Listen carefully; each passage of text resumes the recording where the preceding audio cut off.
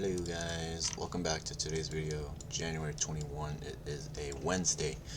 The break-even streak continues. This is the fourth break-even trade in a row. I'm not mad because again I know when I'm funded 4 break-even days in a row across 3 accounts. Let's do the math. Let's 250 on an account, right? Times 4. That times, wait, let me restart that. 250 times 3 accounts times 4 days, still profit. Again, the reason why I'm not taking partials is because I'm in evals. I want to pass aggressively. And that's pretty much it. But today was a very choppy day. We obviously are still very bullish, where gold has just been ripping, bro. We've pretty much at 4,900, which is absurd.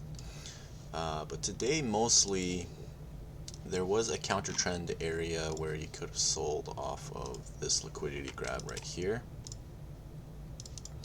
I personally was not super interested in that. I don't like to counter trend, but I'll show you guys the setup. It's really obvious. Break in our favor here, liquidity grab here, and there was 2 types of entries. This is the first one.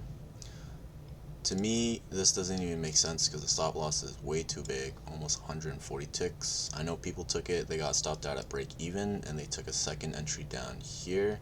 But even here, again, stop loss does not make sense. Some people had to go riskier and just cover a candle, so I'm not breaking my rules for that. So the counter trend opportunity for me is definitely, it was even higher risk because 1, you're countering, and 2, your stop loss is not super great. Now initially there was a setup here that I was potentially looking at.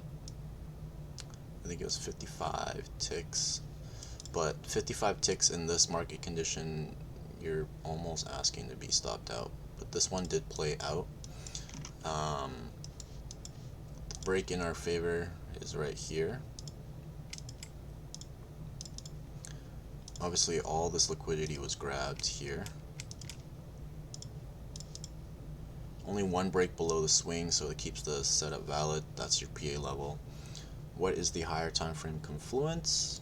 We do have a lot of 1 hour liquidity. So one, we have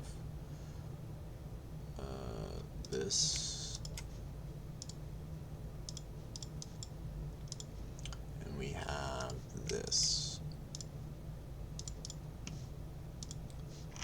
This setup would have been based off of this 1 hour liquidity. Now, because we are in this chop consolidation area, both sells and buys were valid. I did not want to be a part of it, so I wanted to be more patient and wait for an area that's going to be swept that makes the picture a bit more clear. I also have a little bit of 15-minute liquidity, so all of this low resistance liquidity swept right here. And then from there, my entry just kind of starts right here. So I have a break in my favor here. Or even if you want, this actually might be a bit cleaner. You can go break in favor here, which means this is the swing liquidity of the 5. That got swept out, and my PA level sits right here. I ended up doing pretty much a 5-minute with a retest. So I did 80 ticks, and we were super close to full take profit, but we did not achieve it. And that was the setup for today. To be honest, maybe I should have just closed right at the top here, but who can really guess that? So I am pretty happy with my performance today. Another break-even day, which is a W in my eyes. The reason why it's a W is because we didn't lose money, and we showed up and we did our job, right? And again, just based on once we're funded, break-evens are very good days because those partial profits add up very quickly. I maybe could have shrunk my stop loss, but like the way the market was moving today, like 80 pips, 80 ticks seems small.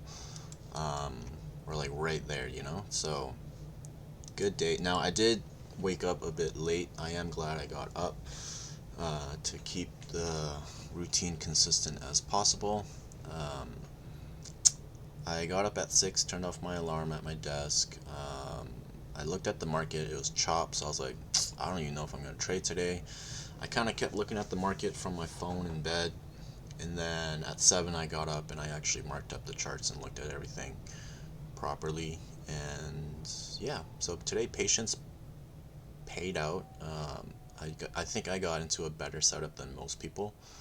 And yeah, so I'm pretty happy with today's results. And that's it.